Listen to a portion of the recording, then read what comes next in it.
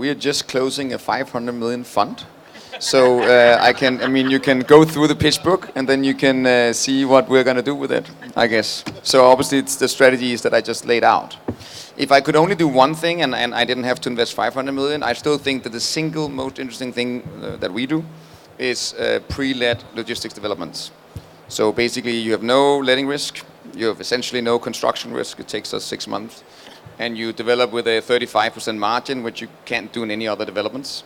Obviously, I guess I shouldn't be saying that here, but never the fact that is my that is the sort of best risk return I think that we do on anything. But there's a limit on volume in that.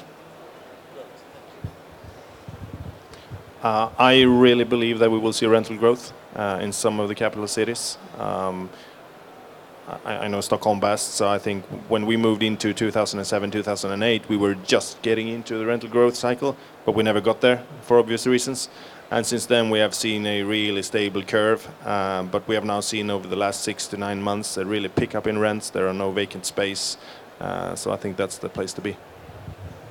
Great, thank you. Andrew? I'd give it to Catella, and I would have our equities guys place some, the fixed income guys place some, and I'd put some into real estate products, and that would probably be a combination of the listed sector, but I'm actually pretty bullish on logistics, and I'll tell you why I think that is. If you look at London and a prime office yield, and I don't mean Bond Street where it's 2 point whatever, I mean more like the City of London, and you compare that to say Stockholm office core, then there's not going to be a big discrepancy between the yield. And it's a similar story with retail. But where there is a discrepancy is actually in industrial. So if you look at what core has been trading at in London for very long, new build, very long income on industrial in London, you're in the 4s. And I worked with Mikkel on that project, so I can't really say too much about what his very large sale traded for, but you're going to be at around about 150 to 200 basis points different in Sweden and in the Nordics than compared to the UK. So that's the asset class where there's a real difference. And why is that? I think industrial and logistics have not been considered sexy in the Nordics. It's all been office, it's all been retail, it's been residential, and it's coming of age.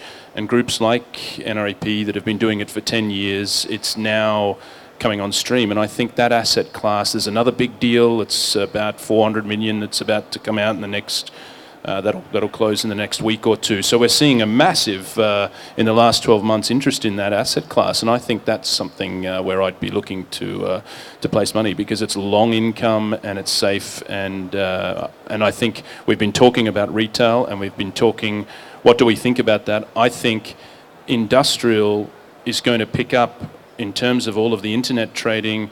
We don't see so much of that in the Nordics yet. It's huge in the UK, but people will buy more and more on Amazon, and I think logistics will benefit from that, and unfortunately retail will probably suffer a little bit. Anyway, that's a very long answer. Sorry.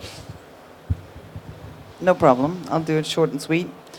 Half of it I would put in residential, but not for letting, but for privatization.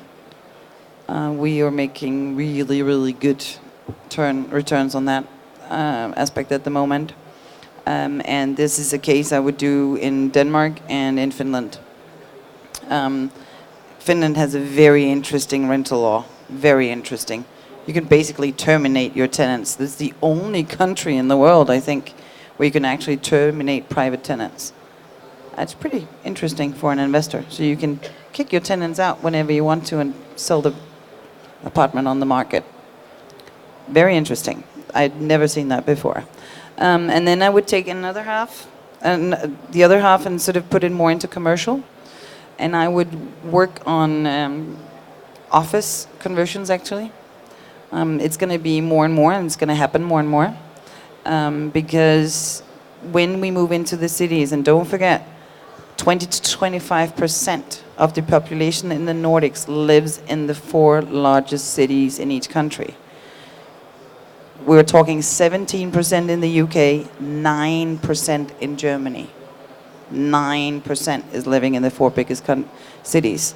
So, and when you move in, if you want to be a city person, you want to live in the city and not in the outskirts of the city. So there's going to be some very interesting prices on conversions when you can sell them on the market afterwards.